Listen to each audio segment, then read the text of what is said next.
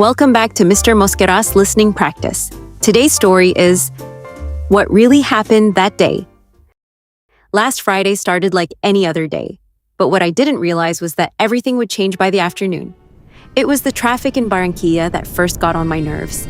I had an important presentation at Colombo, and even though I had left early, the streets were completely blocked. What bothers me the most is when people don't respect traffic rules, and that morning was a perfect example. Motorcycles were cutting across lanes, drivers were honking nonstop, and I could feel my patience slowly disappearing.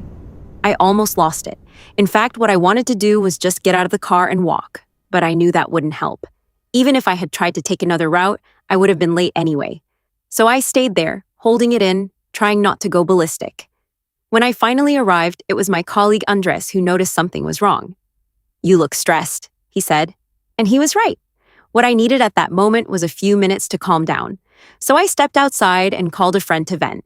Talking helped more than I expected. What surprised me was how quickly I felt better after just a short conversation.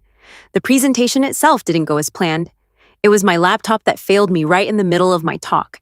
The screen froze, and for a second, I thought I was going to flip out in front of everyone. What saved me was taking a deep breath and continuing without the slides. It wasn't perfect, but it worked. After the session, I kept thinking about what had happened. What I realized is that I often depend too much on things going exactly as planned. Only if everything is perfect do I feel confident, and that's a problem. Life doesn't work that way. Later that evening, I went for a run along the Malecon to let off steam. That's something I've been trying to do more often. What helps me the most when I'm stressed is doing something physical. Otherwise, I just keep everything inside, and that's not healthy. I also thought about something else. What really matters is not whether everything goes well, but how you react when things go wrong. If only I had understood that before, I wouldn't have spent so much time feeling frustrated in the past.